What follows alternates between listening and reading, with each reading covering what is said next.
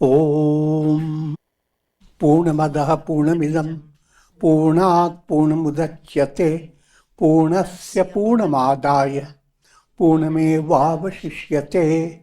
Om Shanti Shanti Shanti. Om Brahmanandam Paramasukhadam Kevalam Jnanamurtim Dvandvatitam Gagana Sadrisham Tattvamasyadilaksham Ekam Nityam Vimalamachalam Sarvadhi Sakshi Bhutam Bhavatitam Trigunarahitam Sadgurum Tam Namami. Om. Adorations to Sadguru, who is Brahman, the giver of supreme bliss, embodiment of pure consciousness, one without a second, vast as the ether, infinite, eternal, beyond the three gunas and their modifications, the supreme preceptor. Yoga Vasistha, Upashama Prakarana. We are going towards section 41. Prahlad's devotion has come to its climax. And that's the topic. And that's not just for Prahlad, that's for every soul's goal. Your goal is to become whole. If you don't attain the goal, you stay in the hole.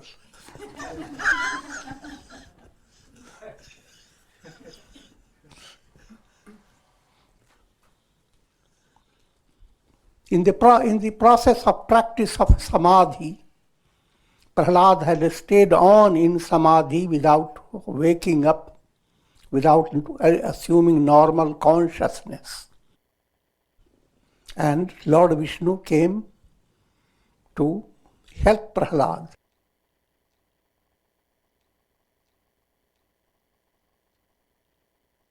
And that aspect reminds you, turns your attention to role of devotion on the path leading to liberation. And Gita puts it in a very profound way. Upadrashtanumantacha bharta bhokta maheshwara. As devotion enters, prior to devotion, you are all focused only on your effort. And you go through lots of exhaustion,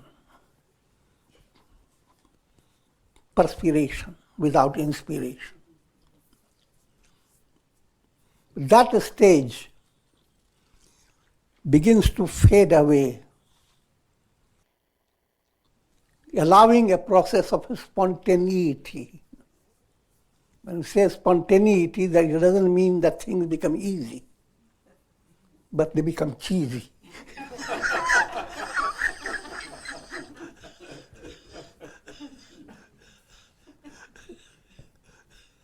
You are struggling and it's not purposeless. There is a sense of internal fulfillment, an internal joy. That's what I mean, cheesy. So, and the steps describe Anumanta. First stage is Upadrashta. Upadrashta means prior to your devotional insight, prior to the entering into the realm of devotion, each time you become frustrated, you face emptiness. No one in the world can help. Now devotion enters. Now each time you come to that same state, your mind reminds you someone is looking over you. Even when you were a baby, you didn't know who you were. God was looking after you, looking over you. So your mind now begins to handle that you are not the only one solving all your problems. God has been 99% of your personality, God is handling it. You don't know yourself, you don't know your nails, you don't know your hair, you don't know your winking. I'm joking, but not joking at the same time. Countless things around you, you don't know about them. But they are all happening in the world. Who is doing it? God is doing it. That God has a loving relation starts, so He's looking after you. Even though you don't see Him, but He is hiding. And you have the feeling of that protection. God is like an umbrella. Amba, amba, relala.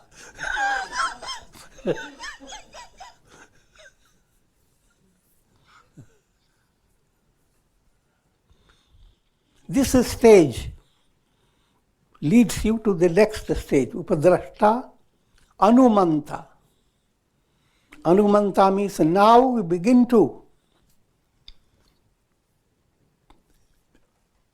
understand whether your sadhana is on the right track or not. As if someone internally begins to give approval or leads you away from a wrong movement. Approval when you are the right movement. How does that approval comes? Internally you feel inspired. It feels joyous.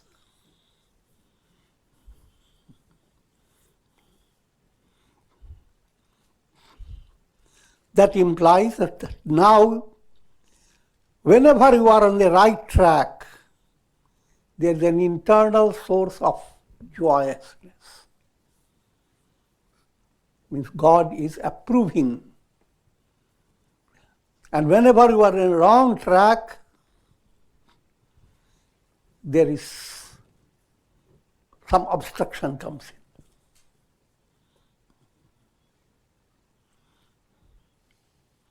And so you begin to develop that type of state of understanding blended with your state of heart. That God is not only looking after you, but very closely watching over you, and when you do the right thing, God comes like a mother, putting a pat on the back.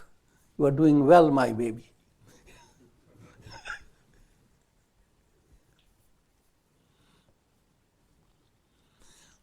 And if you are going in a negative way, the divine motherly hand can scold you, can push you back. Immediately you may not understand the love, but later you thank. So that's Anumanta level. God approves as well as disapproves, depending upon where you are going. More mature,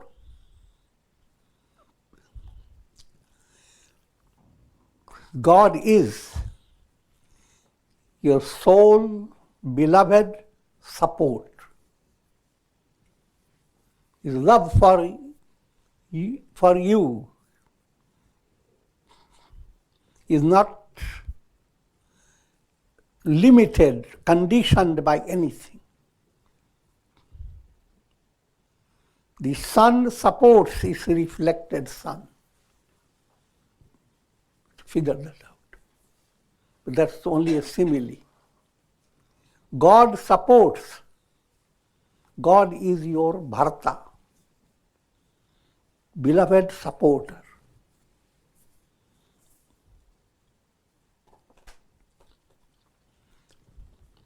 And come to another level.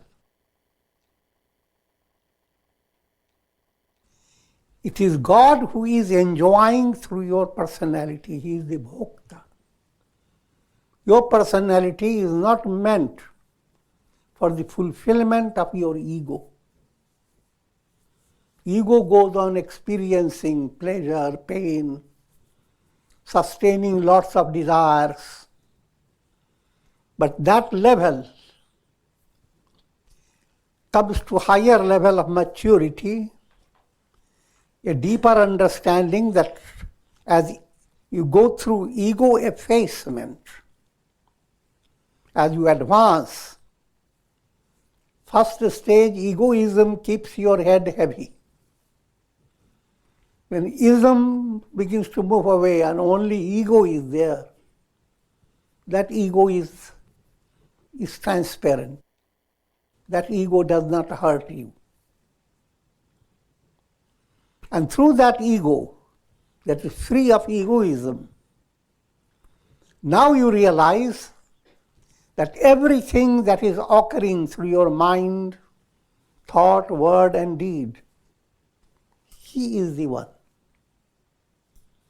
And you look for yourself and you have no place for yourself. Then a shocking revelation, I am Him, He is me.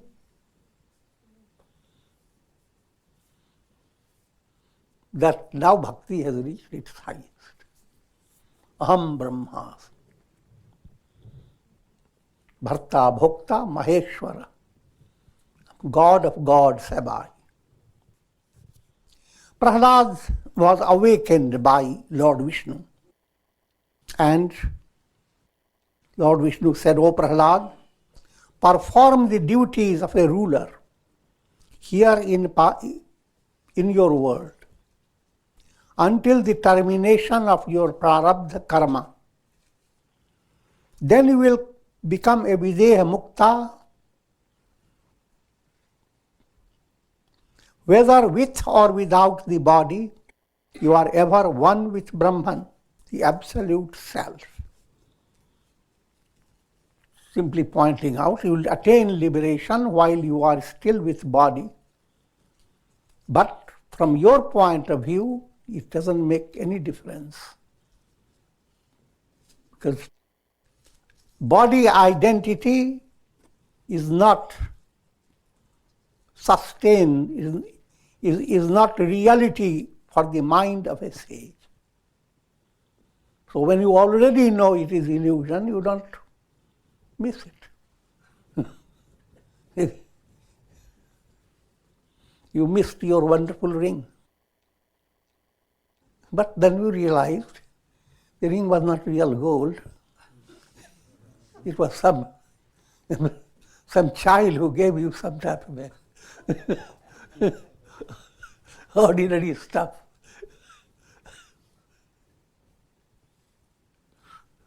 Having known that, now you would not have to worry about it. Whether it was on your finger or was not, doesn't make any difference. That's quickly said, but that's a goal to realize, to become whole.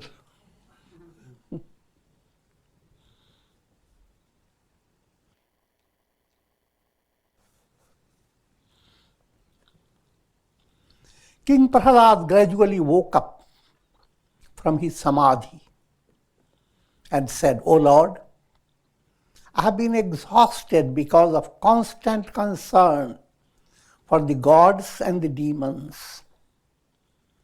Therefore, I have taken a momentary rest. All this is highly allegorical, but I will explain to you. As an aspirant, in your sadhana, there is a constant concern to rid the mind of the negative and fill the mind with the positive. Fill the mind with godly virtues and empty the mind of demoniac qualities. That's for gods and demons. They are creating such problems.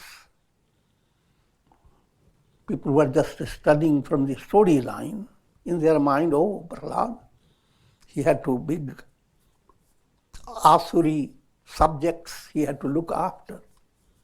And then gods were always not exactly in harmony with the Asuri forces. So that created a historical problem for Prahlad.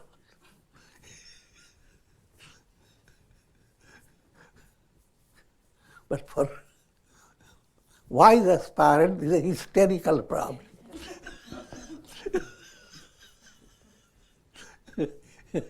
You are not solving the problem between gods and demons. You are solving the problem between vices and virtues. And vices and virtues, they come from the same source of Prakriti energy. Energy short-circuited becomes vices. Rightly channelized, virtues. So vices and virtues, they create a lot of stress in your mind. How is it I have not developed this virtue, that? And how can I push away anger? Muscle has to be toned well. But this type of stress, how can I develop virtue and how can I kill or destroy all negative? That state of effort in your sadhana moves away. It becomes sahaj. So that's what Prahlad is telling to Lord Vishnu. Constantly being involved with effort. Now he had the chance that through samadhi he came to a spontaneous state. And he became so joyous he slipped into deep samadhi. It's called Saranda Samadhi. And that has to be corrected by God, who is his Upadrashta, Anuvanta. He is the guiding mother behind him.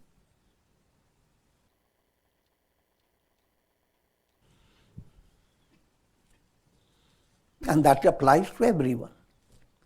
If you have risen to a high level of purity, God takes over your movement without you telling you what he is doing.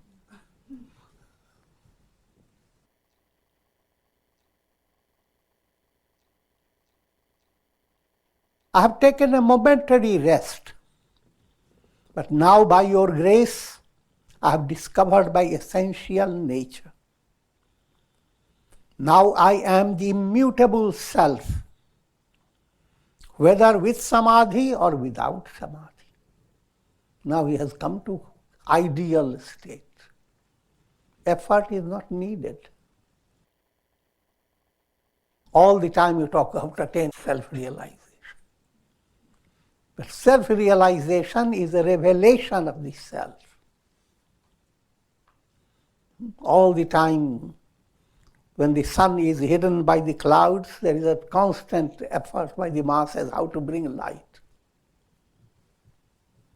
But if cloud moves away,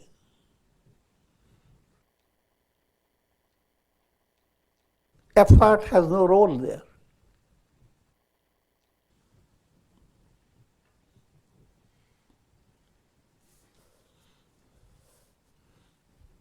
Simple way to understand, everything becomes more and more sahaj, spontaneous. In the beginning, you are trying to control your anger, your irritation, your bitterness. As you advance, you begin to wonder, what used to make me bitter? When there was nothing but butter.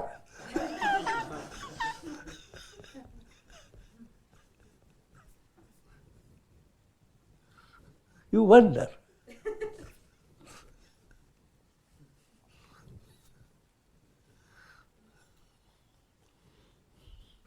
You don't need to read something or to be told by others how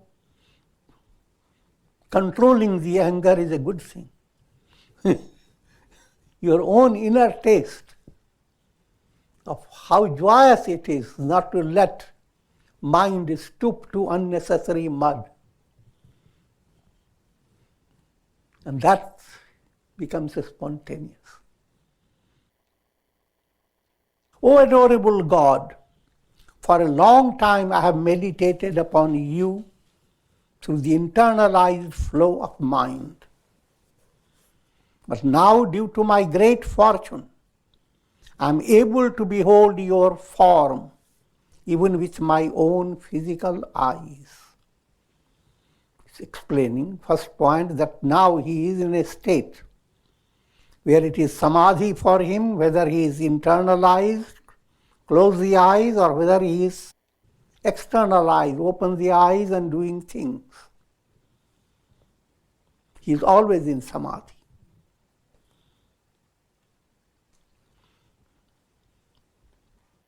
And in sadhana movement, first stage, internalized aspect is emphasized. Don't go after the world, sit down in your puja room and withdraw your mind. And go on asking, who is? What guides the senses? Your mind. What guides the mind? Your intellect. What guides the intellect? Cosmic mind. Who am I? The I in you is illusory. I is Satchidananda. Aham Brahmasmi. The internalized, you have come to a level of that understanding, all is, not all, I am Brahman. But still your eyes are closed. Still, there is some more embellishment has to be done to this experience. You don't need to stay on one pose. Even when you externalize your mind, you have to understand that externalization should not disturb your vision, I am Brahman.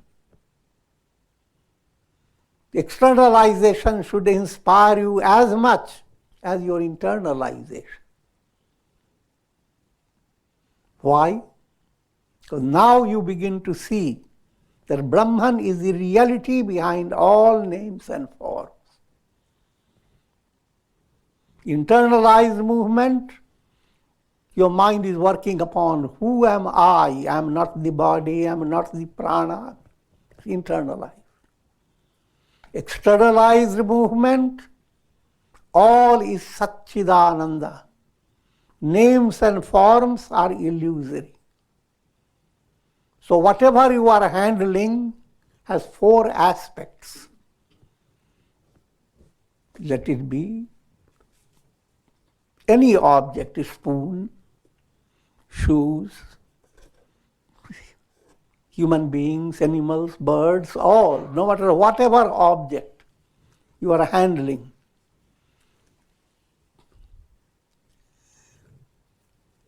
It has three ingredients: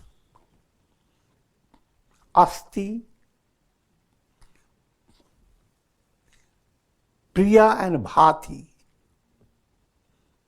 That matches up with Sat Chit Ananda.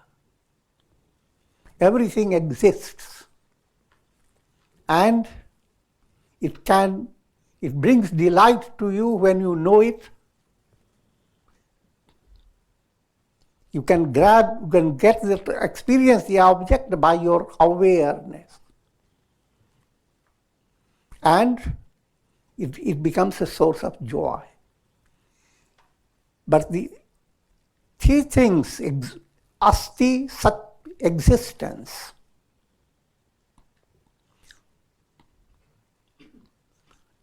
To make it simple, I will just keep with Sat Chit Ananda. Existence, awareness, and Ananda, bliss.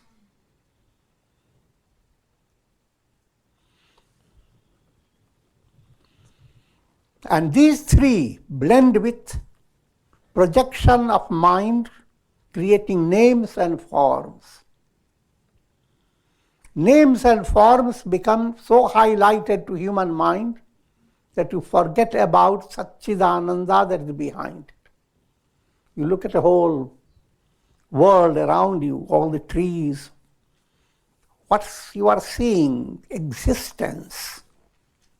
Sat in various expressions. And next level of the Sat is Chit. All this is content of consciousness. All reflections are contents of a lake. Reflections have no reality. Lake is the real.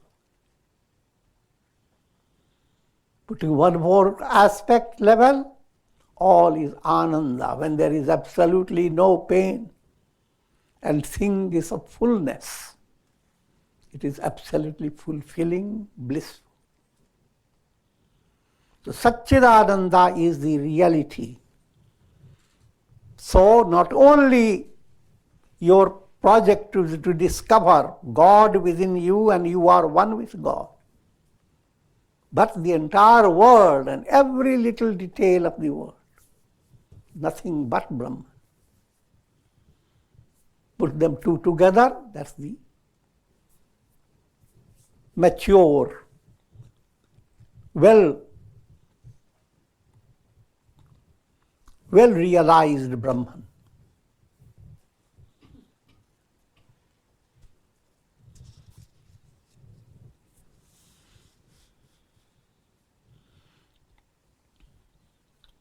I had retired to Samadhi. Now all this verbosity, Prahlad goes on saying, Lord Vishnu doesn't need to hear all those. But you must realize this is art of giving teaching to all the spiritual seekers. Like Krishna gave to Arjuna. But Arjuna didn't keep the Gita in his pocket. This Gita was formed as a communication with Krishna and Arjuna. So that's another aspect. Prahlad is presenting the state of his mind and as if he is sharing with God, Lord Vishnu. As I've already explained, this is done so that it can be listened to and heard by all people. You don't talk to God in practical reality.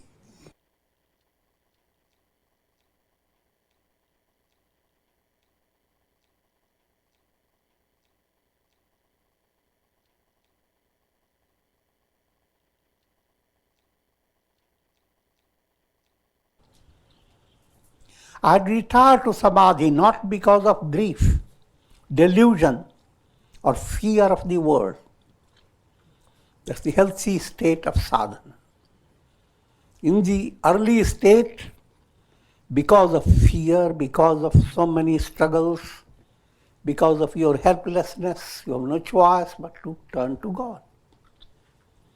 Advanced state,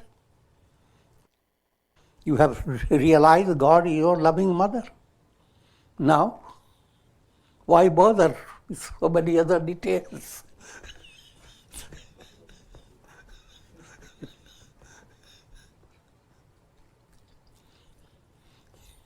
So, come under the guidance of God.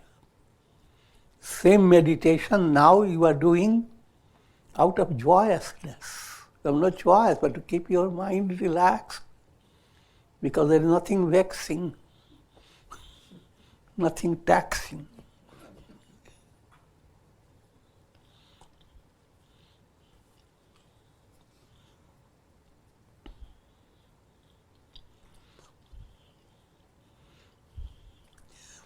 I had retired to Samadhi not because of grief, delusion, or fear of the world. See, not by grief, not by delusion, not because you are compelled by fear, and I had not intended to discard this body.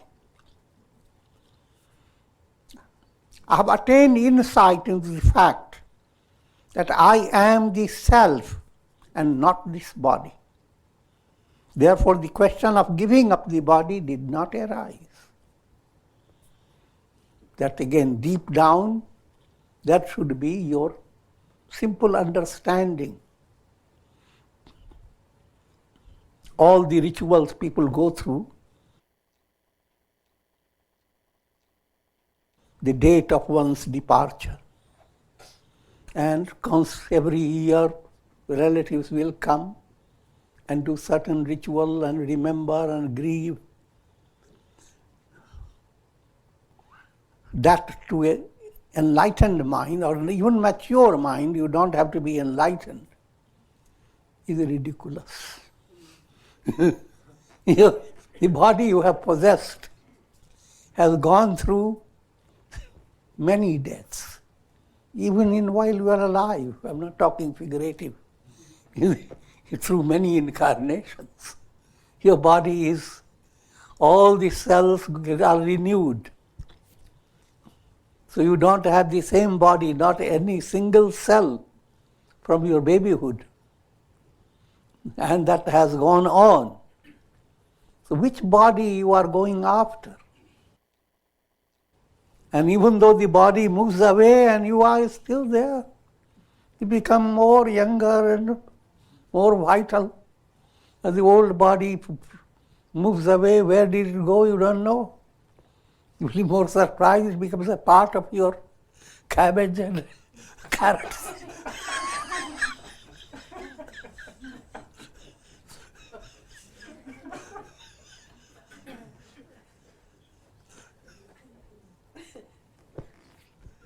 Don't be too upset. All objects are Brahman. Whatever you eat, whatever you smell, all experiences in your dream are your own consciousness. That point has to be understood.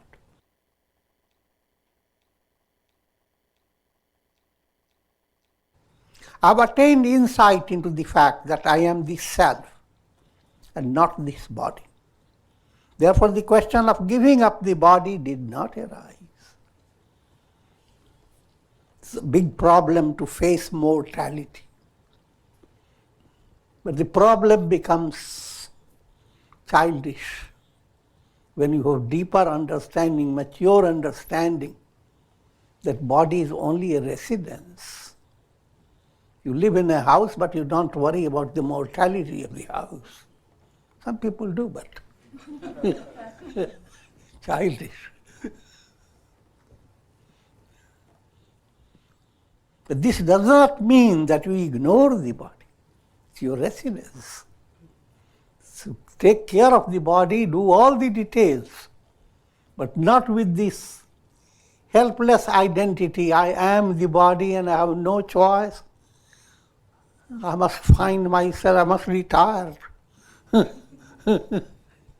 to face the dying movement.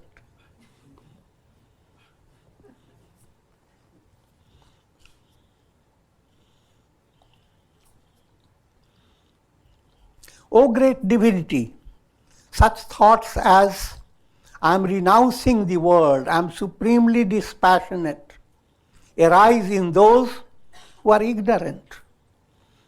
The idea people, again, early level of aspirant, develop so much stress and also an affirmation. I have been such a great hero that I have renounced so many things. So many of the mediocre sannyasis have that. They begin to remind, look, I was going to have a big land owner, but I have renounced it. So the disciples feel the greatness of the Guru.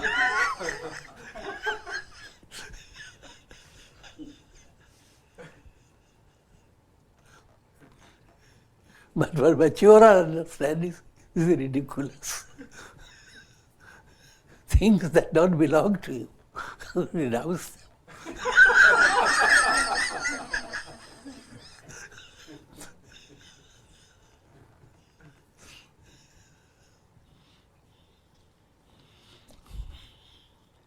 The asserting, I have renounced the world, I am become supremely dispassionate.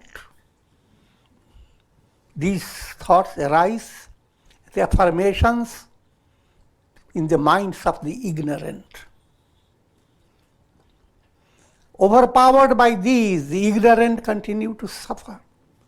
So each time you have a challenging situation, your mind goes on suffering.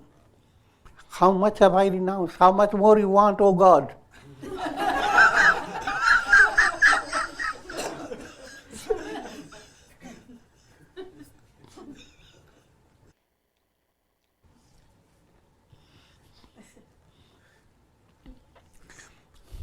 From the point of view of the enlightened, there is nothing to renounce.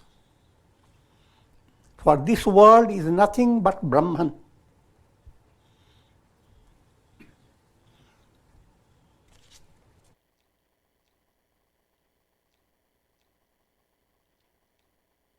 In other words, if you have come to the grip of understanding, nothing exists, nothing belongs to me. I am neither mind nor body, immortal self am I. If you come to the grip of this, not in palabra but in deep understanding, then the question of I have owned so much and have renounced so much, all that, and the very understanding behind your I, the I that is asserting it, that in itself is not your reality. So therefore have patience. Come to satsanga. Follow integral yoga in your daily life.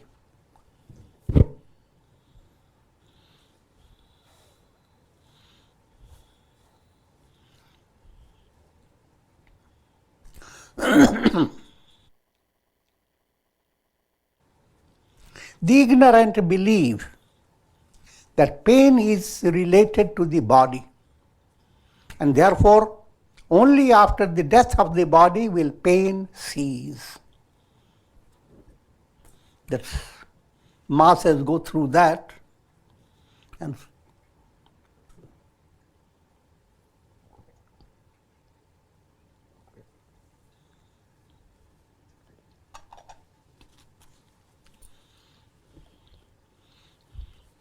so those who are unable to handle their psychological problems, only thing that suggests quickly to the mind, put an end to this body.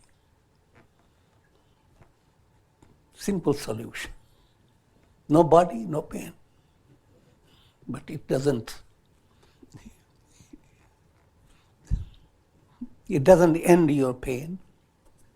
You are simply creating more pain unwittingly for yourself. Because now, same karmas you have to go through in another body if you kill this body. And the nature has to work, bring about another embodiment. So your pains has not gone away. You have been chloroformed for a while. But your disease doesn't go away if you are in that state.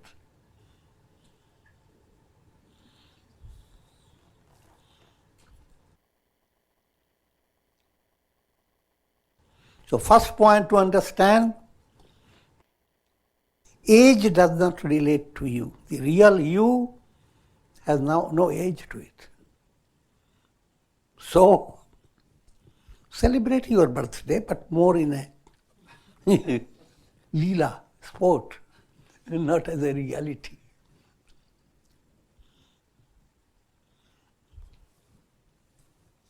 And don't go after the illusion of the blessing. May you live long.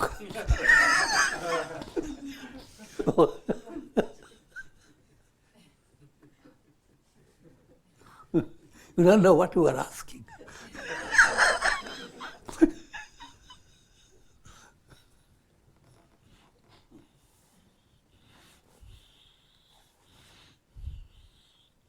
But blessing is always to realize, who am I? May you be with God. Adios.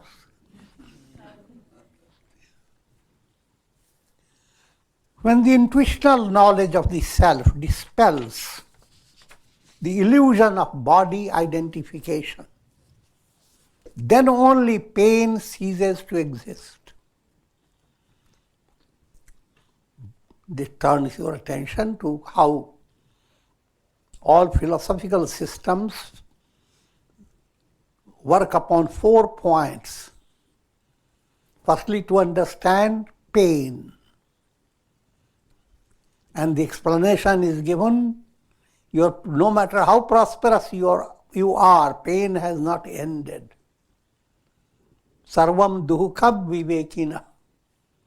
Every situation that you face in your life, if it is not fulfilling the purpose of your life, then it is nothing but a form of pain. Fulfilling the purpose means leading you to get involved with your sadhana, integral yoga for attaining liberation.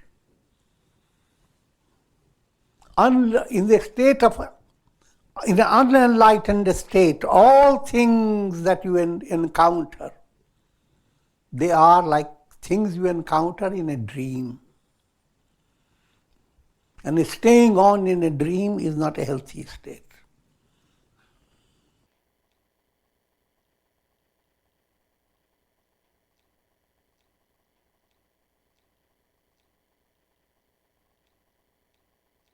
This is joyous, this is sorrowful, this is mine, but that is not mine.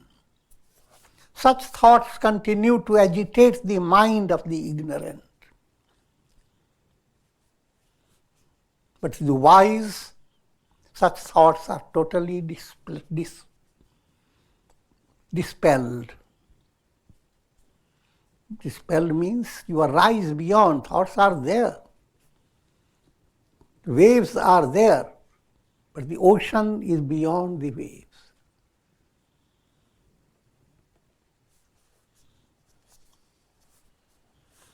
All the reflected suns and all illuminations coming from the sun are there, but the sun is beyond all.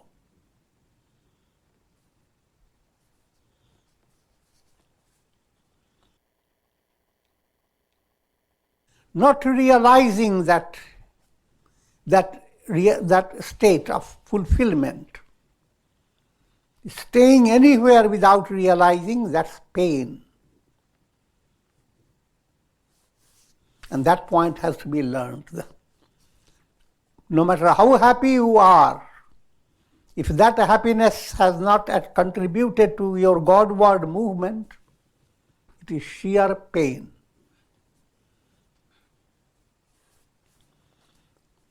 O God of gods, I am ready to resume my duty as a king.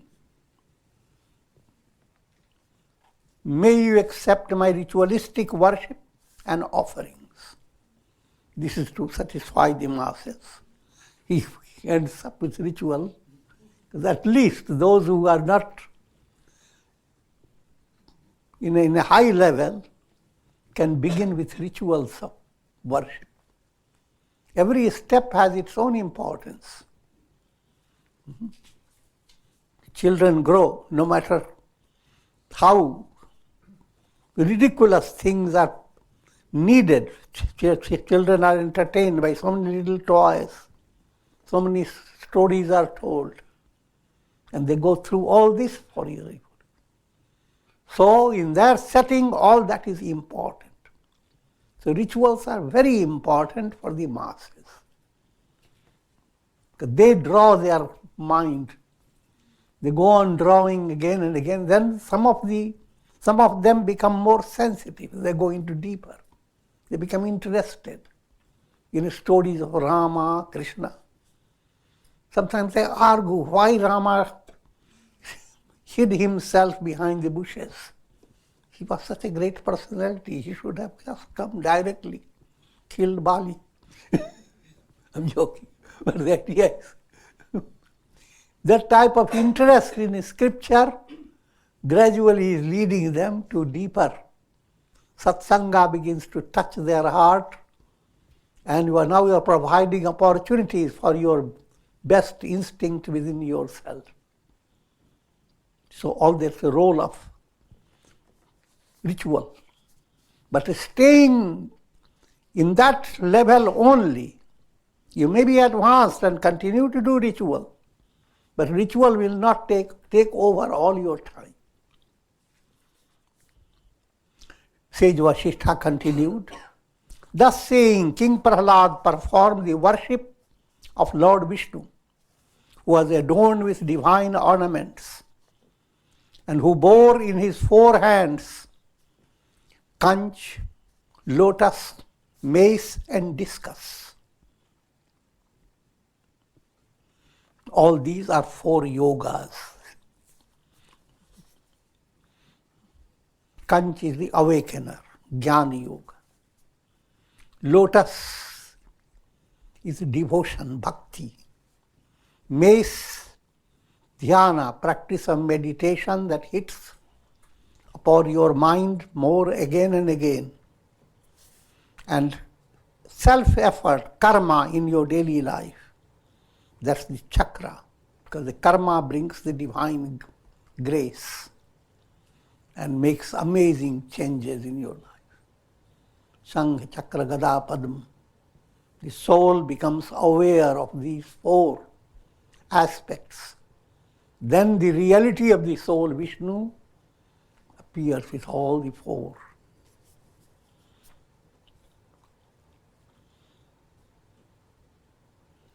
Highly pleased with King Prahlad, Lord Vishnu accepted his offerings and had him sit upon the royal throne with his blessings. Lord Vishnu said, O king, may you continue to rule this earth until the termination of your prarabdha karma. May you maintain a mind that is free of attachment, fear, and anger. These are the highlights of impurities. You are enlightened. Therefore, you do not need any more instructions. Now, all things that were needed for aspirant, they are all transcended in the state of enlightenment. But though he may himself do not need it, but his activities will continue to the masses exactly as if he is a normal personality. Until his body moves away, led by the law of prarabdha. And that's our topic in the next insight into prarabdha of the sages. Having thus showered his blessings, Lord Vishnu disappeared. And King Prahlad resumed his royal duties with an enlightened mind. Just like we have the story of King Janaka. Though enlightened, he lives with his body. Though living with the body, he is called bodiless, Vide. And with this I will conclude. Om Trayambakam Yajamahe Sugandhim Pushtivardhanam Urvarukuma Bandhanan Mrityor Mukshiyama Mritat Sarve Bhavantu Sukhina Sarve Santu Niramaya Sarve Bhadrani Pashyantu Ma Kashchid Dukh Bhag Bhavet Om Shanti Shanti Shanti.